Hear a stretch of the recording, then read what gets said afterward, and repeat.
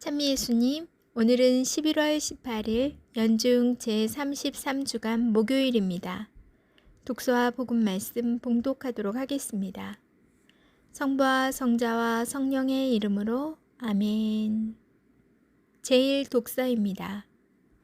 마카베오기 상권의 말씀입니다. 그 무렵 배교를 강요하는 임금의 관리들이 모데인에서도 제물을 바치게 하려고 그 성읍으로 갔다.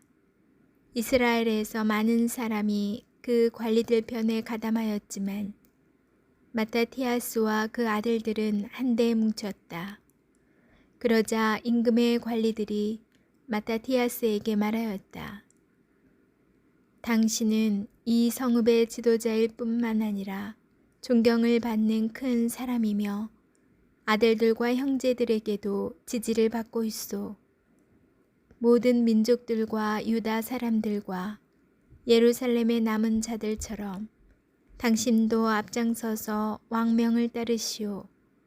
그러면 당신과 당신 아들들은 임금님의 벗이 될 뿐만 아니라 은과 금과 많은 선물로 부귀를 누릴 것이오. 그러나 마타티아스는 큰 소리로 대답하였다.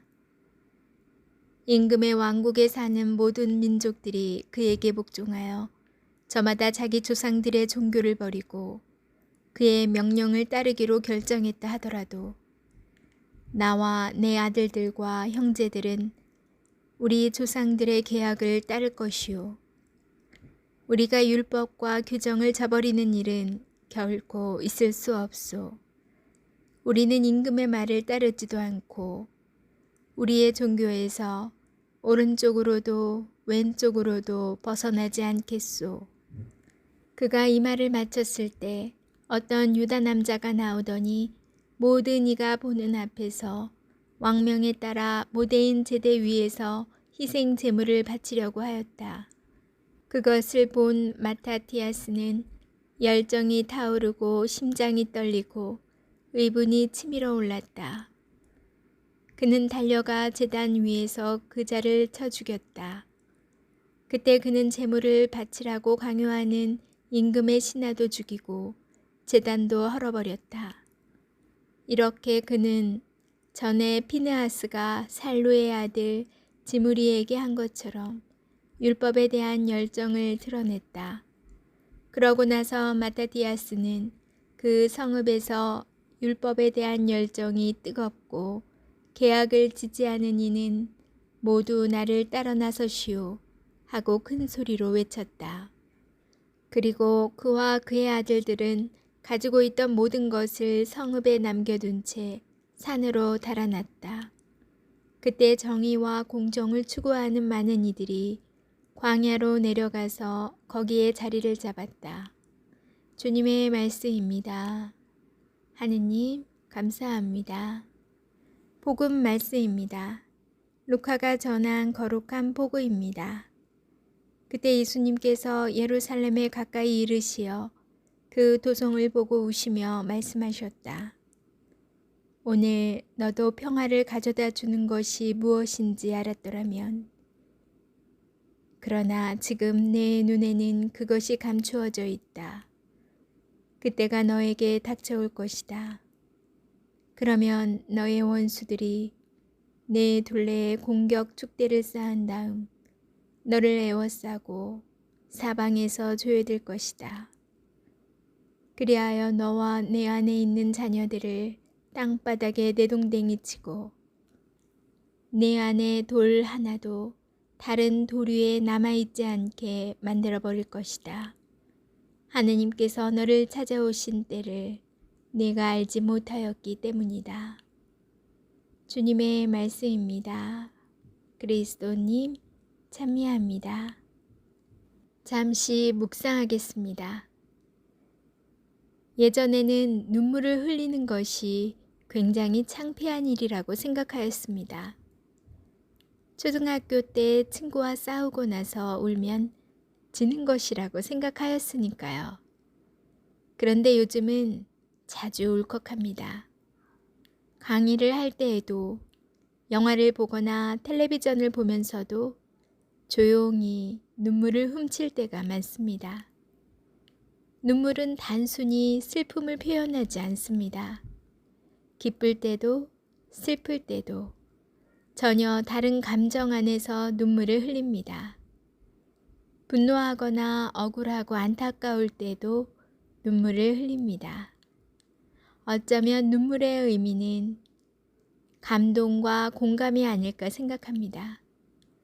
누군가의 기쁨과 슬픔에 감동하고 공감하며 자신의 추억을 떠올리며 눈물을 흘립니다. 반대로 누군가가 자신의 생각과 마음에 공감해 주지 못할 때, 그리고 자신을 진정으로 이해해 주지 못할 때 억울해하며 눈물을 보입니다. 오늘 예루살렘 도성을 보고 흘리신 예수님의 눈물은 어떤 의미일까요? 오늘 너도 평화를 가져다 주는 것이 무엇인지 알았더라면 하시며 말을 잇지 못하고 눈물을 흘리시는 예수님의 모습에서 안타까움이 엿보입니다. 예수님의 눈에 보이는 뻔한 결과를 그들이 알지 못하였기 때문입니다. 억울함도 있으셨을 것 같습니다. 당신께서 그들을 위해서 그렇게 많은 말씀과 사랑을 베푸셨지만 그들은 변하지도 달라지지도 않았기 때문입니다. 예수님의 안타까움은 또한 그들이 겪을 아픔에 대한 공감입니다. 예수님께서는 제자들이 혼란에 빠져 얼마나 힘들어할지 걱정하고 아파하십니다. 예수님께서는 지금 우리를 보시면서도 눈물을 흘리고 계십니다.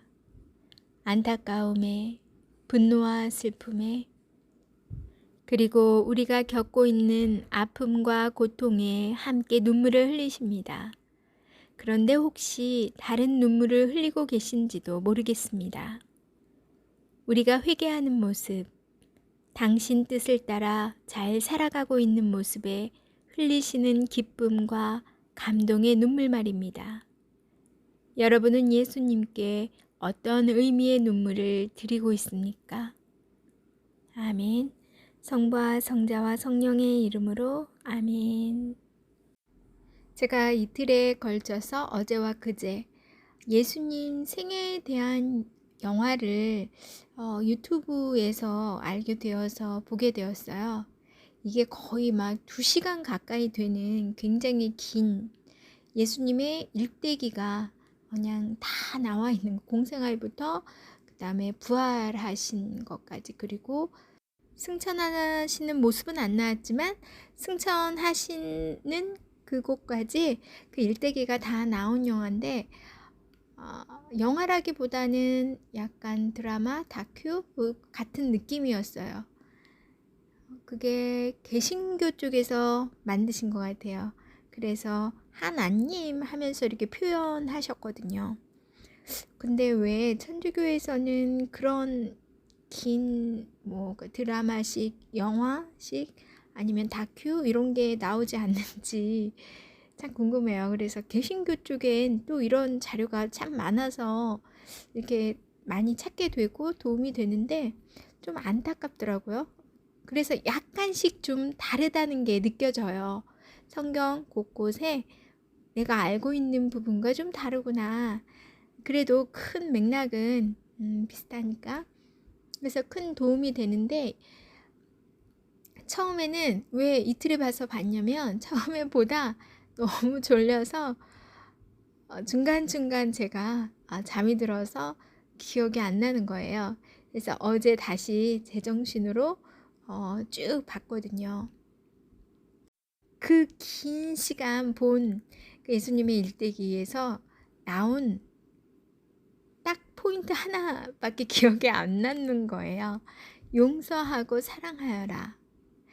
사실 거기에 모든 해답은 다 있는 것 같아요. 오늘 복음 말씀에 너도 평화를 가져다 주는 것이 무엇인지 알았더라면 하고 예수님께서 말씀하시는데 바로 이것은 제가 어제 예수님 영화를 보고 딱 제 가슴속에 남아있던 그 단 한 가지 용서와 사랑, 그것이 예수님께서 말씀하시는, 그리고 그것을 실천할 때 진정한 평화가 이루어지는 것 같다는 생각이 들더라고요.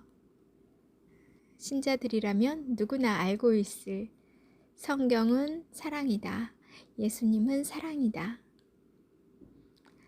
알고는 다들 있는데 이게 실천하는 게 문제겠지만 일단 그걸 계속 생각하고 되뇌이고 안 되면 청하고 일딱하는 거, 그러면서 나아가는 거, 그게 저희들의 나아가야 할 신앙생활의 또 방향이 아닌가 싶습니다.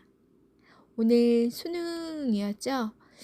제가 수능을 보던 시절이 갑자기 떠올랐는데 해마다 수능 볼 때면 정말 추웠죠. 저도 그때 날씨가 무척 추워서 그 교실에 스팀 계속 막 쬐서 너무 더워서 옷 벗고 그거 신경 쓰느라 분심까지 들었던 기억이 나는데 오늘은 생각보다 춥지는 않았던 것 같아요. 일단 그동안 열심히 준비하시고 고생하신 수험생 여러분들 정말 고생 많으셨습니다. 그리고 잘 맞으셨으니까 푹 쉬시고 또 평화로운 시간 되었으면 좋겠습니다. 여러분들도 오늘 복음 묵상하시면서 평화로운 시간 가지시기 바랍니다. 전 내일 다시 만날게요.